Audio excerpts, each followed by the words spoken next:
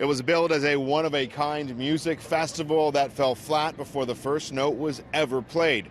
Roxodus promised 4 consecutive days of rocking out near Barrie beginning this Thursday. Though, as we first told you last week on City News, that never happened. Organizers blaming it on the rain, saying a soggy spring meant they couldn't produce a proper festival. Well, now the 2 men allegedly in charge are pointing the finger at each other. A police investigation has been launched, and there's serious questions about the whereabouts of millions of dollars.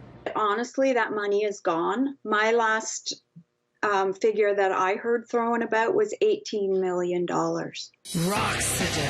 Remember standing at the foot of a stage? Roxodus was being put on by a company called MF Live. These are the 2 men who were reportedly at the helm, Fab Loringer and Mike Dunphy. Today we spoke with a family friend of Dunphy's who says she had breakfast with the former festival partner as recently as a week and a half ago. These are the eye-opening dollar figures Dennis Woodley says Dunphy shared with her. They paid Aerosmith $4 million. They paid Kid Rock $750,000 US, as well as the other bands. Hey everybody, we are Nickelback, and we are going to be at the Roxodus Festival. They paid $3 million for the property. They had $5 million in ticket sales. They spent like $150,000 just to try and grow grass. Online ticketing website Eventbrite has taken it upon themselves to refund tickets. There was a lady up in Sudbury, and she makes those spiral tornado potatoes. And my understanding is she has 20,000 pounds of potatoes in her garage right now. She will never be able to use that many. Woodley was also asked by Dunphy to make these headbands for the festival.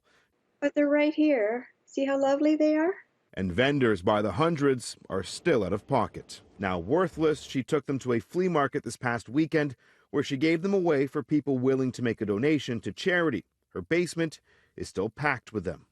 I have hundreds of them, 800, sitting in my basement right now. All that vendors have been told via email is that the festival is looking into all options moving forward and cannot provide any further comment.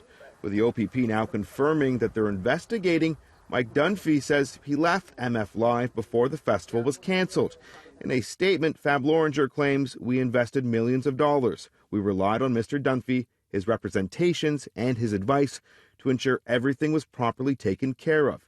It obviously wasn't. We lost it all. In multiple media reports, Dunphy calls the accusations ridiculous, going on to say the facts will play out and show otherwise. I just want them to accept responsibility for what they've done. Earlier today, we spoke with the mayor of Clearview Township, who says the ball is clearly in MF Live's court. He says they still own the land, they still pay taxes there, and it's now on them to pay the vendors and the people who've invested their time and money into a festival that never happened. This is a story we'll be sure to keep a close eye on in the coming days.